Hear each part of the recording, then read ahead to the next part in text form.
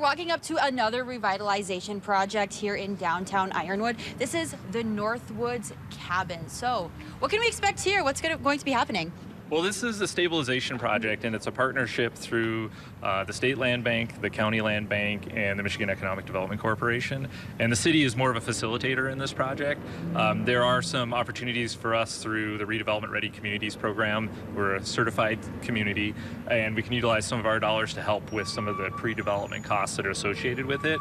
But the purpose of this project really is to revitalize a key downtown historic building, and so to bring it back into life so it can be utilized for retail space and for housing both. And it's taken a big partnership to make that happen. The State Land Bank has had multiple rounds of this funding for stabilization, and then the MEDC will be sort of the partner for the actual full rehabilitation where the building is in full operational status after that. Yeah, so specific plans are still to be determined, but what we do know is that it's not just going to be an empty, vacant building.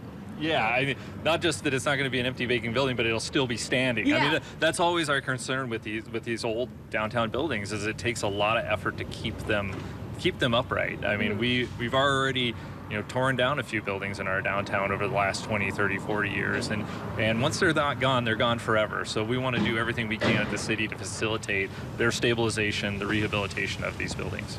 And throughout this show, I'm noticing a common theme: partnerships, whether that's state, federal, volunteer work by community members, community leaders. I mean, this whole revitalization of the downtown area, I mean, it's a massive reach and includes a number of partnerships and keeping on top of available dollars and grants. And how are you able to do all of that? Yeah, it's all about relationships and keeping in communication with people downstate and in Marquette and all over the region. The people having those relationships and communication and fulfilling, not taking on too much, and once you get grants and loans, actually following through and finishing the projects that you say you're going to finish. And we have a great track record.